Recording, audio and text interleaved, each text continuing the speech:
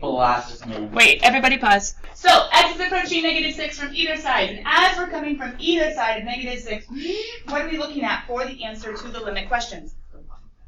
We're looking up to the y's. Now, some of your brains might have automatically been like, hey, DNE! But the problem is, what x value? -4. Yeah, would x be approaching such that the limit does not exist? At -6, we're good. We're solid. As you come from one direction from the other, the two guys going to the diner would meet. And the limit is 4. Nicely done. Okay, letter B. As x approaches -4. Now x is approaching -4. What is the limit? DNE, how come? Because they do not agree. And are we doing a two-sided limit or a one-sided limit? Two-sided limit, which means that both sides need to agree, which they don't. As x approaches 2. Is it 1? No, it does not exist, isn't it?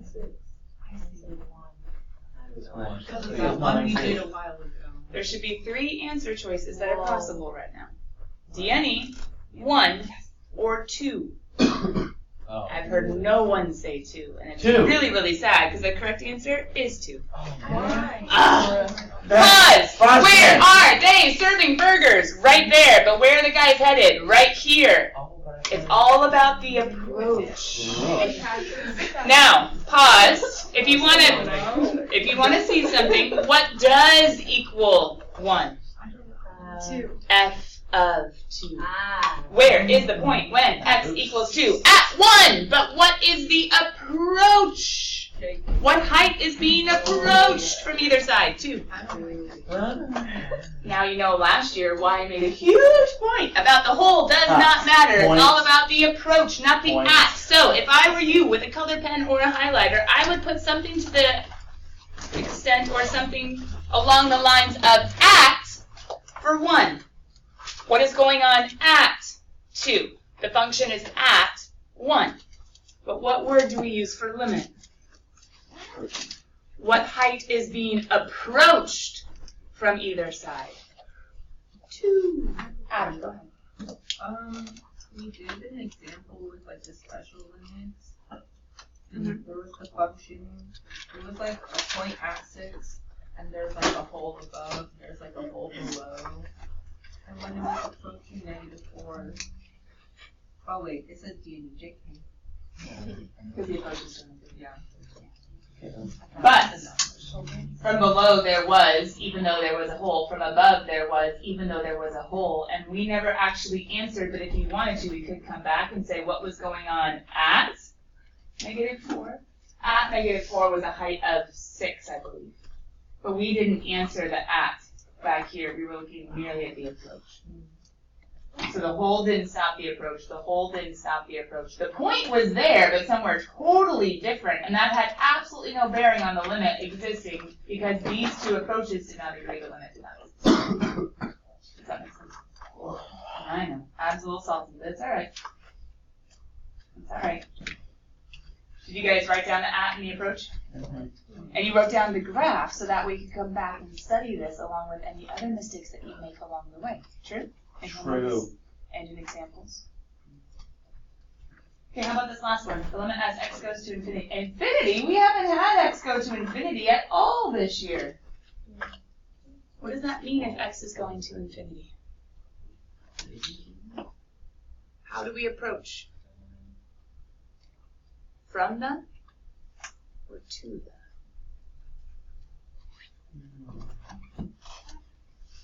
If I said x was 2, how do you get closer to infinity?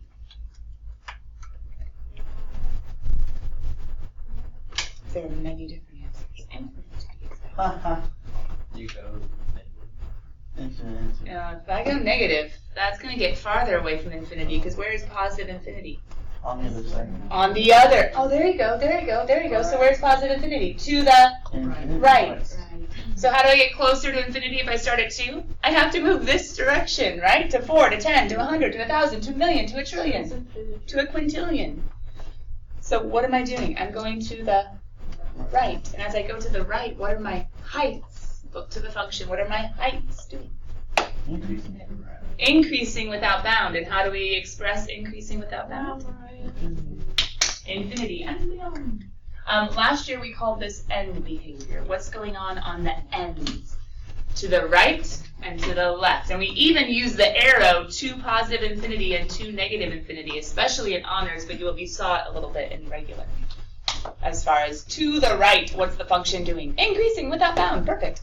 F of x, or the limit, is approaching infinity. How'd we do? How many guys got at least 1 out of 4? At least, which means if you got 4 out of 4, you're raising your hand as well. At least 2 out of 4, keep it up. At least 3 out of 4, keep it up. At least 4 out of 4. Oh, we were close. We were close. Was letter C the trickiest one? Yeah. Some of you, maybe letter A was the trickiest one. We have another warm-up for another day. All right, here we go. Section 1.3. Evaluate limits analytically. We did that page. We did that page. I think we were here at direct substitution. Plug it in, right? Okay, here's the long story short of this entire page. To be honest, the most important one of this entire page probably involves, oh, I don't want, yes, I do want that one.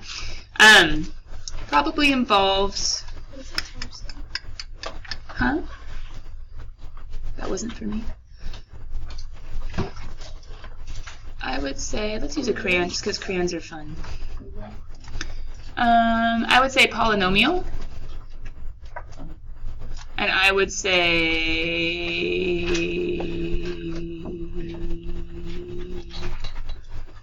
probably this one, the exponential, and probably this one.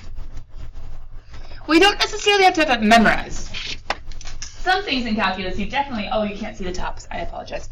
Some things in calculus you definitely have to see or know, have memorized to use again and again and again and again and again. This is kind of more of a general understanding in that. I'm so sorry. Okay, we've all struggled. My TikTok was Mine went off, Andrea went off, Kyle went off. God.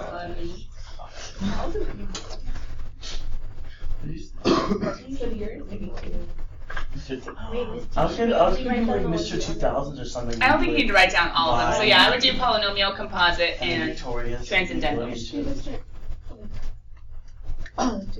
Should be Mr. Cringe.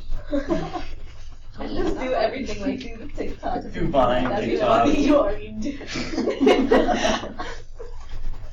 Multitasking, or else not talking. Have the freedom of doing everything. I have so many choices of what I could do. Yeah, I'm excited. Who won Mr. ACA? Last year? No, 2 years ago. Last year, Everyone, no one. or no one. Everyone look at it. Infinity or did Although like Family this? Feud, that was a really fun idea. I was sad not more. Another one. That could have been really fun. That was fun for It children. was like just the councils there. And like Joyce and Karen. And Michael. They won. You guys are being recorded, by the way. Well, it's funny. Alright, so the long idea. No. The short idea. The short story of direct substitution is just plug it in. It's just plug it in. Now, I've underlined polynomial because polynomial, I just want to give you guys a quick reminder of polynomial because for all of these ones up there, it's like plug it in as long as you are within the domain. Plug it in as long as you are within the domain. If it's one of those weird whole ones, you're going to come across some issues anyway. And you're probably going to be dealing with a piecewise function, so that's not even up here. Always try to plug it in, and as long as you're within the domain, you're fine. I want you guys to notice that polynomials have a domain of all real numbers. It's one of the domains that everyone gets messed up. I don't know why it's the easiest one, but for some reason. Rational, we're totally good as long as the denominator is not 0. Radical, we're totally good as long as you're not getting imaginary numbers. Composite, we're totally good. Oh, actually, composite encapsulates radical because you can take the limit of the inside and then do the outside. You can put the limit inside and then you take the root. That's what that guy's doing. Trigonometric, you're totally good as long as it's within the domain. Transcendental, you're totally good as long as it's within the domain. Trig has some issues with domain. Logarithms have some issues with domain. Square roots and denominators, rational functions have some issues with domain. But polynomial and exponential are always all real numbers. No big dealio. And composite can just be something helpful to know.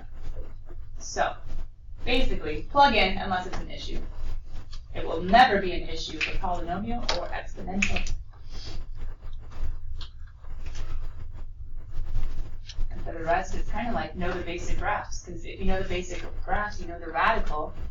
For a basic radical, the underneath is greater than or equal to 0. For a logarithm, the underneath is greater than 0 because of that vertical asymptote. For trig, you should know where the vertical asymptotes are from the basic graphs. And then for like 1 over x or 1 over x squared, it's totally good except for when the denominator is 0. So those basic graphs kind of have the bigger rules in it with domain problems that we try to hit really hard left. Okay, so long story short, plug it in as long as it works. So here's a question. When I show you guys the next page, does it work to plug it in? No, it has a denominator. Wait. So that denominator will never be 0, and it's not even a rational function, because couldn't we rewrite this with a coefficient? Does that make it a rational function? No, because he's just a number. I can make him a coefficient all day long. So now plug it in. Wait, he's transcendental. But his domain's all real numbers. Yeah. Guys, what's my final limit? Even though it's gross and disgusting and you're not exactly sure the decimal equivalent. 1/3. E to the E minus 2. Is it nice? No. Is it true? Completely, totally, absolutely. I guess you can put over 3, but you need to know that it's times 1/3 for many things we use. Okay. Out of soul. I got ahead now. So what if direct substitution fails? Because you've done enough limits with last year and with the summer packet to be like, yay, plug it in, it works, done. And this was just to say, yay, plug it in, even if it's gross, you're still done. But we have to talk about, okay, what if plugging in doesn't work? P.S. real quick, when does this homework actually due? Wednesday. So we have today and tomorrow, yeah? Speaking of homework and submitting homework, do you guys know what I was struggling with yesterday and the day before when I was trying to grade homework? Having people who submitted it with pictures, and so it took forever to load based on the network that I was with. And so I was having to sit there for multiple minutes just trying to look at your homework. But those who did PDFs, guess what? Popped up and I was able to scroll and be done. I'm trying to do the app, but the first Do the time. notes thing. Well, I didn't see that until. Oh. Yeah. Until after. Yeah. But But like I tried doing it, but it only lets you do 5, like in one day. And the first time I messed up, so. Thanks for trying. But now the notes thing, it does work. Yeah. For some people, my notes, I tried and it doesn't send it to Google Classroom, which is a little sad. I had to save it and then. Yeah, awkward. But I mean, it keeps you from having to download an app. I don't know. Patricia found another app that doesn't have a page limit, and it's called Scanner, and it's green. But I couldn't find it when I looked at someone's app stores. Or we'll have her write down the name of it, and I'll post that. Kyle. Speaking of homework, I started and there was a composite. Like, I saw like the rule, but it was really confusing. Are we going to go over that? Is it one where there wasn't an actual function, so you had to like use clues to try to get it? No, there was two. There was f of x equals this, g of x equals this, and there was f of g of x. See, so there's no function. They didn't give us like a quadratic or a logarithm or a trig or something to actually plug in. No, they did. So then- it was like 4 minus x squared and. Oh, they did give you that. How did you? Yeah.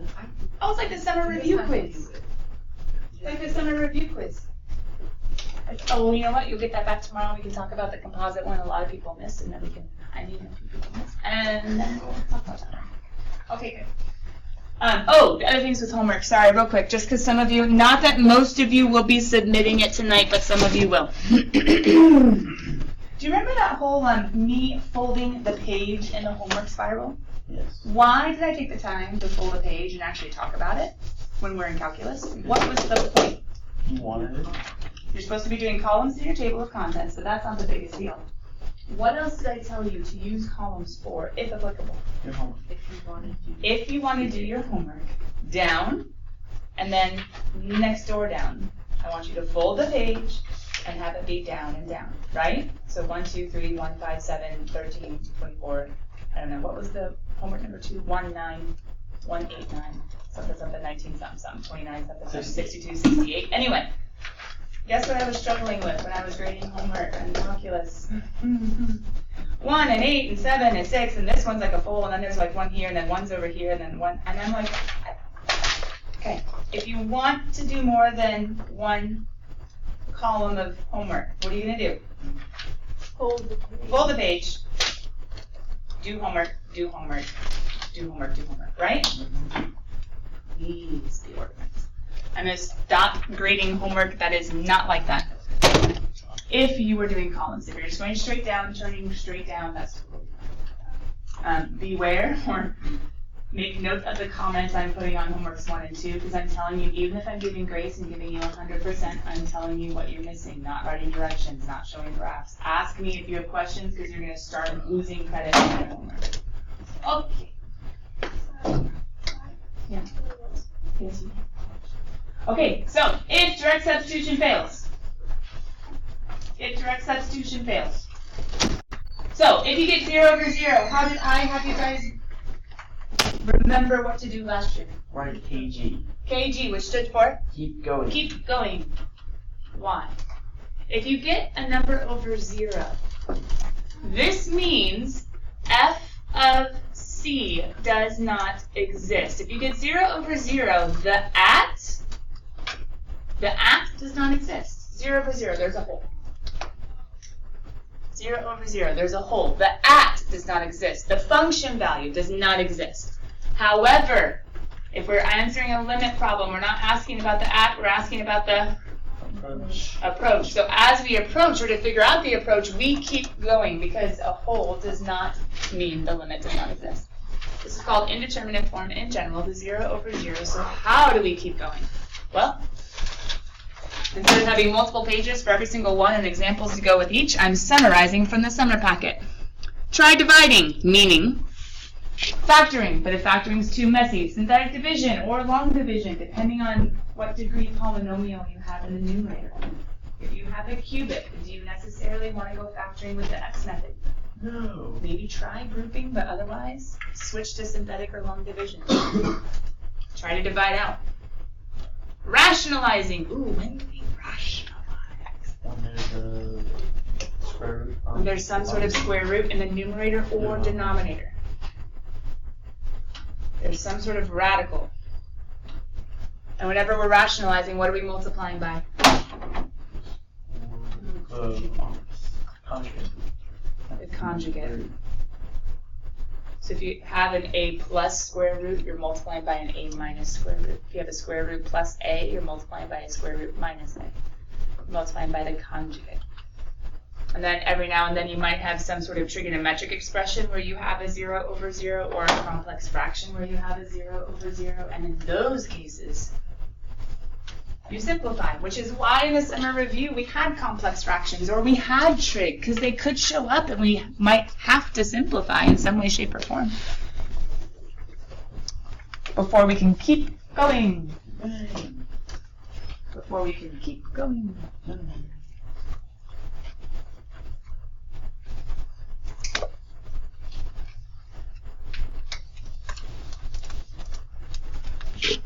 Okay, but what if you plug in? It's still a mistake.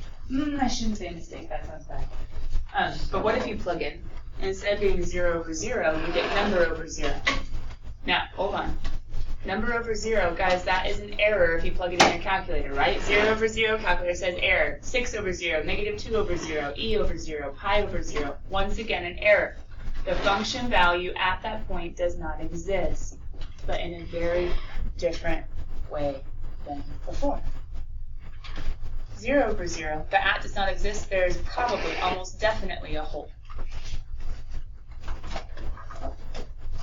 However, number over 0, what exists there instead? A vertical asymptote. Which means, from what we did at the very end of section 1.2, if there is a vertical asymptote, the one-sided limits are going to be positive or negative infinity, and then when you put the two sides together, it could be in agreement to positive infinity, in agreement to negative infinity, or DNE. So be aware when you plug in number over 0, wherever that C is that your limit is approaching, if you see number over 0, if you see number over 0, that means that there is a vertical asymptote at x equals c. However, we have to remember there are 3 different ways that can occur. If they don't have a from below or from above, then we're going to have to figure out, okay, are they in agreement going up, both to positive infinity? Are they in agreement going down, both to negative infinity? Or is one going up and one going down? Now, I drew this where almost all of them had a horizontal asymptote at 0. That's not necessarily the case. I tried to shift this one down. And there could be really funny stuff going on in between, or I should say before or after that vertical asymptote. But what is true right around that vertical asymptote is each one-sided limit is going to be going up or going down. The higher positives increasing without bound, or lower negatives decreasing without bound. And they could be in agreement, where the limit should equal positive infinity, should equal negative infinity, or they could be in disagreement, where the limit should not exist. So we are going to have to check the signs as we approach. We have to make a special note of from either side. We're going to have to look at both approaches, from the left and from the right, if they don't show us like a just come from the left or a just come from the right. We're going to have to check both because the limit could not exist. So over here, keep going. You're looking to hopefully get to an expression you can plug in and get a constant and you're good. But over here, it's like, no. You're not looking for a constant. No. You're not trying to simplify or factor or cancel things out. There is no removable discontinuity. That one, it matches. It can be removed. This one, it can't. So we automatically say, plus or minus infinity, which one? So that should beg the question, how do we check?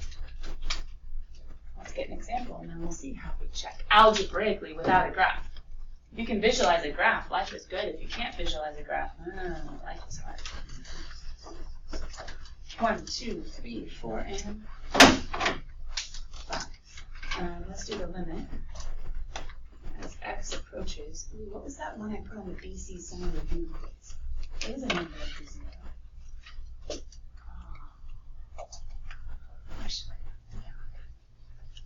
Guys, go ahead and set up that page with the 5 examples. We're not going to do all 5 of them right now. We'll pick up the other ones probably at the beginning of class tomorrow. But we are going to go through and find the number over 0 ones because they're the ones that you're least familiar with.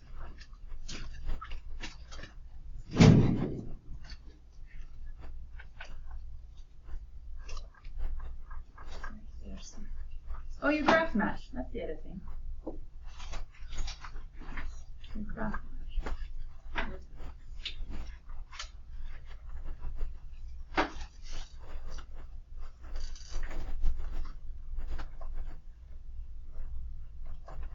There we go. I have to change it a little bit, or else someone might randomly have it memorized for next year. But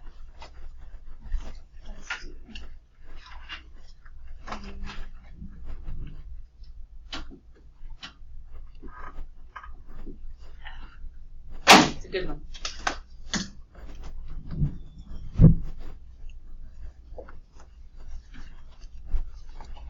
Now we do have to be careful with our notation. There is something that the AP graders, they started putting limits on the free response portion where they're actually looking at your work, starting a couple of years ago. So to be really careful as to how we note this. You guys know how I said, okay, you plug in, you get 0 over 0, you plug in, you get number over 0. We have to be very careful because you are not allowed to say equals 0 over 0 or equals number over 0. Because even though the function value equals 0 over 0 or number over 0, the limit does not. So instead of saying equals, because that's not the answer, we plug in without an equals whenever we notice the bottom will be 0. And we're going to put it in parentheses off to the side. So, if we were to plug in 3, root 3 times 3 would be root 9 minus 3 over 3 minus 3. What case is this? The function does not exist at 3, but how? A whole? So 0 over 0? You guys agree? Yeah. Okay, so then to get our limit, we're going to have to keep going. Don't put equals. How about this one? What happens when we plug in? 0 over 0, once again, keep going. Okay, what happens when we plug into this one? It's number. Specifically? 3. Ooh. So we don't put kg, not keep going, not multiplying by a conjugate or simplifying a complex fraction. Instead, we think it's infinite form. There's a vertical asymptote at 1. So let's pause for a second, because these are the ones I'm not sure you know how to do. Last year, we would have maybe gone to a table, maybe gone to a graph, but do you guys have this function in your basic graph? So what do we do? We have to think about what's happening as we come from below 1 and what's happening as we come from above 1. But we can keep in our minds the entire time, each of these one-sided approaches is going to be either positive or negative infinity. So what we are doing is checking the sign. Checking the sign. Because we actually don't care about the numbers themselves. We know they're going to increase or decrease without bound. What we care about is, that's supposed to be an exclamation point, sorry. What we care about is checking the sign. Kiddos, if you were to plug into this, 0.9, 0.99, 0.999, all I'm asking, not the number, is the sign. So what if I was to plug in 0.9, square it, and then add it to 2? Is that a positive or a negative? Positive. What if we were to plug in 0.9 minus 1? That is going to, whether it's 0.9, 0.999, 0.9999, all of them are going to be negative. So which infinity must it be? Negative infinity. I know because of the number over 0 infinite form, there is a vertical asymptote. And so if all the numbers are going to be negative, it must be going down. But what happens if I come from the other direction, I plug in, what's something I could visualize plugging in? 1.1. 1.1 squared plus 2. Also a positive, right? But 1.1 minus 1. Also a positive. So what am I going to answer as my limit as I come from either side, both needing to be in agreement? The limit does not exist.